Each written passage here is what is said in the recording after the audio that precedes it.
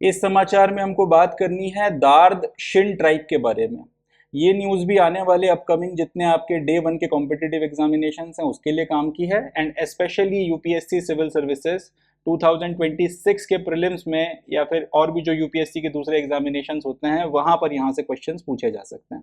Arts and culture की category में यहाँ से सवाल बनता है।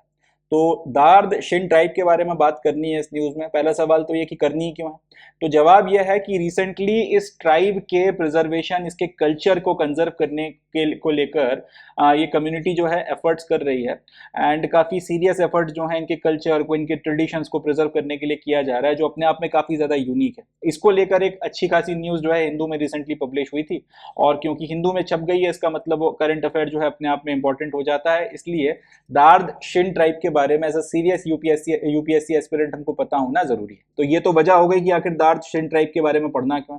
अब ये है क्या, तो ये एक ट्राइब है जो कश्मीर में गुरेज, तुलैल और द्रास का जो क्षेत्र पड़ता है वहां पर उस पूरे रीजन में ये स्प्रेड है। फिर से सुन लीजिए एक बार, कश्मीर का जो गुरेज सेक्टर है, तुलैल है और लद्दाख का जो द्रास का इलाका आता है, इस पूरे रीजन में ये ट्राइब देखने को मिलती है, या इस ट्राइब के बाशिंदे इस पूरे इलाके को इनहेबिटेट करते हैं। एक जमाना हुआ करता था 16वीं शताब्दी में जब कश्मीर के एक बड़े इलाके के ऊपर ये ट्राइब जो है रूल किया करती थी, एंड ये अपने ओरिजिन्स जो गिलगिट बल्टिस्तान का इलाका है वहां से ये ट्रेस करते हैं। इनका कहना यह है कि इनके एंसेस्टर्स गिलगिट से थे, और फिर 16 सेंचुरी और उसके पहले के का जो समय था उसमें ये लोग इस इलाके में आके इनहेबिटेट होना शुरू हुए।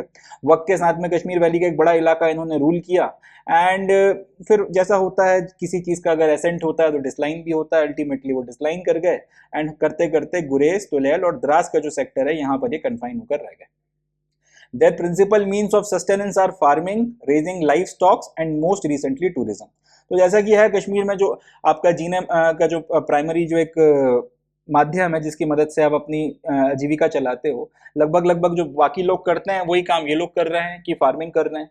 प्राइमरीली जो कश्मीर में फार्मिंग होती है, तो सेब आप उगा रहे हो, या फिर सेब नहीं तो फिर सैफरॉन की खेती आप कर रहे हो, इस तरीके की जो चीज़ें हैं एक्जॉटिक, उनकी फार्मिंग ये लोग करते हैं। इसके अलावा लाइव स्टॉक को रेस करना, वहाँ पर काफ़ी कैटल हर्डिंग भी की जाती है, उसमें ये लगे हुए हैं। एंड जब से फिर टूरिज़्म वगैरह बढ़ा है तो अपने इलाके में टूरिज़्म गाइड के तौर पर और होम स्टेज वगैरह की मदद से ये अपनी आजीविका चला रहे हैं। अब ये जो ट्राइब है दार्द शिन, इसको एक शेड्यूल ट्राइब की कैटेगरी में यूनियन गवर्नमेंट ने कैटेगराइज किया हुआ है, क्लासीफाई किया, एंड इसकी जनसंख्या 50,000 से भी कम है। 2011 के सेंसस के अनुसार ये 48,440 है टोटल नंबर में, तो काफ़ी छोटी कम्युनिटी है। एंड नो डाउट इनका अपना एक यूनिक कल्चर है जिसको प्रिजर्व करने की कोशिश में लोग लगे हुए हैं।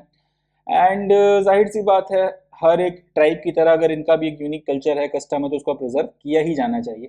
तो ये तो अपना समाचार हो गया। अब न्यूज़ क्या क्या बनेगी, पहला तो ये बनेगी कि ये दार्द शिन ट्राइब है कहाँ पे, या फिर दार्द शिन जो रिसेंटली न्यूज़ में था वो था क्या। तो हमको याद रखना है ये एक ट्राइबल ग्रुप है। कहाँ पर है, कश्मीर में है।